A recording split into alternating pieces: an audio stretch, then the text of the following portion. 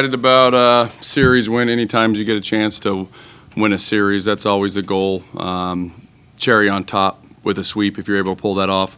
We'd played really good baseball for a long time, and yesterday was probably the worst game that we had played defensively and pitching. So to be able to bounce back and have a big win to win a series at home was a good way to end a Sunday. Obligatory question about Brody.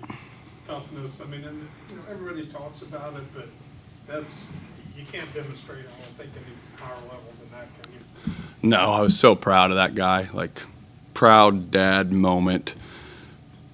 You want to make sure guys obviously are safe, but he gets hit in the face with a ball, breaks his nose. They set his nose at 11 or 12 last night, and then he shows up, probably gets 5 or 6 hours of sleep at most. Is on some pain medication, has to compete with a mask and a cage on for the first time. Cold weather, his face is swollen, probably has a headache because if you get hit in the face with a ball, it doesn't feel good. And then he shows up and goes 3 for 5 with a homer and plays great shortstop. And so to see like the mental fortitude and maturity over the course of the last 2 years with that kid is incredible. He's absolutely a warrior. He wants to be here. He wants to win for this place, this state, this community, and I think it takes a while to understand that and to mature into that. And so I couldn't be more proud of him. It makes me want to cry thinking about what that guy did today. Special player that you can't fake that, right? You have to want that deep down. There's nothing a coach can say or do. You have to really want to be on the field. And that's the reason we won. Before the game started, I was like, if Brody Kresser's willing to show up in a mask after breaking his nose yesterday and play, how are we going to lose this game? He's one of our best players, and he's showing the most toughness at the premium position at shortstop. So you just feel really good going into the game, hey, whatever happens. And we wanted to start him right away because sometimes when you get hit in the face or the head, there's some tentativeness that goes along with that. And so just ripping that Band-Aid off and putting him right back in there. And I was smart enough to call a bunt sometime in the middle of the game, and a guy threw an up and in fastball as he stepped across the plate. He tried to get it down. But even last year, I had a conversation with Brody last season because he got hit by a pitch and showed some emotion and showed some pain. And we just talked about in that moment, you want to make sure that you give energy back to the team. You need to be excited to get on base. You can't show weakness. You can't show pain to the other team. You don't have that luxury. And so to have that conversation a year and a half ago or a year ago to playing with a broken nose and helping us win the game to win a series is just incredible. Coach, how impressed have you been with Gavin Kelly? As a freshman, he's playing a lot of playing time. He's hitting the ball well, but also stealing home today. How much confidence do you have in him as a player?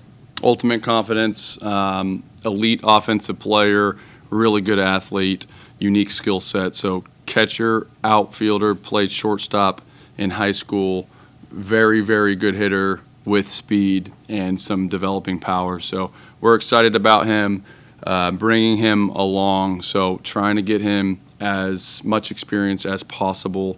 And we really need his bat in the lineup long term. So at this point, we feel like we've handled that really well. Gavin Kelly's hitting .375 and has played in 10 games and started in 8 of our 15. So kind of that perfect amount for one of the best freshmen, I believe, in the country to get his feet wet. And now I think this weekend he played every game. Can you walk us through that stealing home, that whole progression through that whole play? Yeah, there's a man on first and third with a left-handed pitcher up. And so we had worked on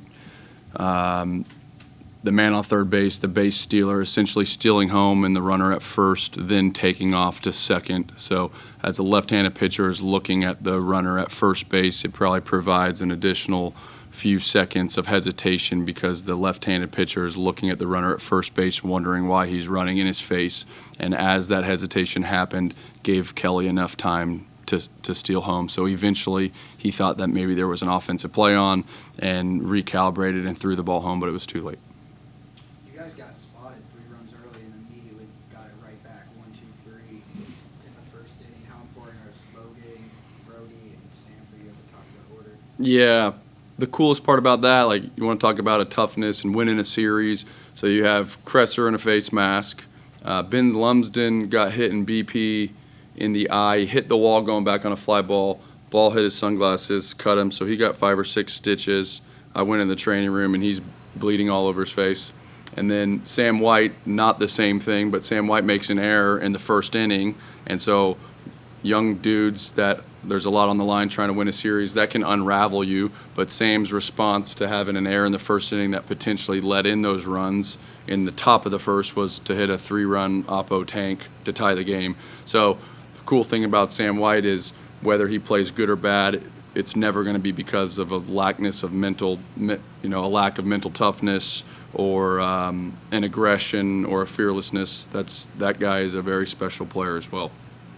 Coach, can you talk a little bit about Tyler Hudson's development and just the value that he brings? A guy that's been around the block a few times at other programs in that bullpen. Yeah, strikes, 5 pitches, confidence is what Tyler Hudson brings. There has been development. We really pushed him this fall to concentrate on his body, his weight, his velocity, his pitch development.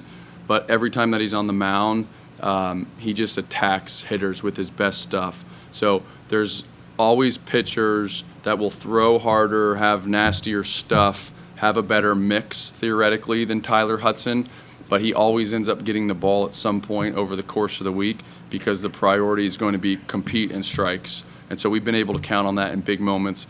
It's really fun, whether it's a 7-run game, a 2-run game, a blowout in relief or start, he's always the same guy. He's fired up to pitch. So it's kind of a gym where oftentimes pitchers can let the scoreboard dictate their emotion, and if they get up for certain situations, he's not that guy at all. He just loves pitching, and he's excited to be here. How nice is it having these young guys that when they get into a jam can get themselves out without having to come out to the mound and talk to them? It's great. I think we've done a good job preparing them mentally to handle those moments. We have a pitch comm that sends in the pitches for every pitch. And we'll go talk to guys occasionally. On one of those buttons, we have something that shows up that will say breathe. So, we're always thinking, because some of those young dudes, literally they start going warp speed or hyper speed, where there's so many pitches in a minute, and you're going slow down, dude. Take a breath. And so part of the preparation, not only do we talk about taking a breath or taking a deep breath or resetting, is just literally we'll put on the watch to breathe. One more game before you start Big 12. Where are you with your weekend, midweek rotation ideas?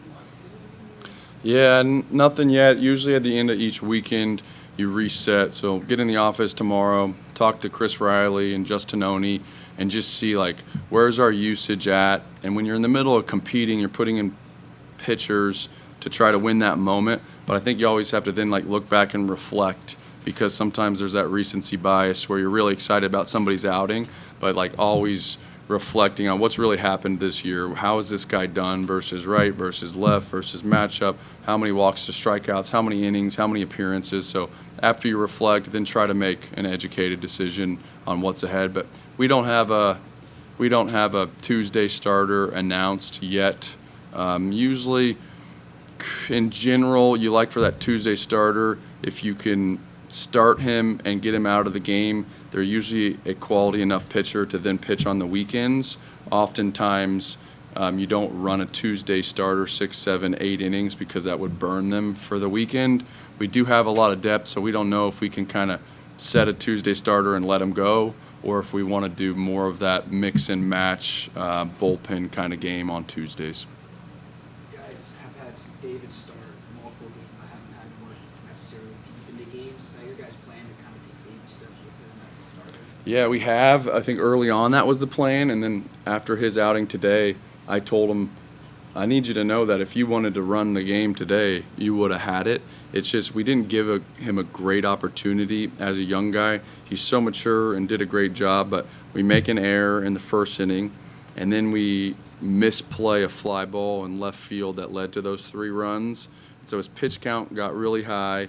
There was lots of traffic, lots of base runners early. So in a different universe, I think some of those innings might have been clean where he would have just kept pitching. But because of the situation today, we felt like it was best to give the ball to Tyler Hudson who's just as deserving and as much of a strike thrower as David.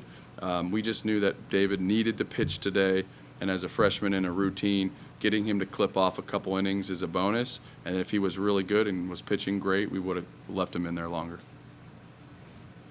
Any other questions? Thanks, guys.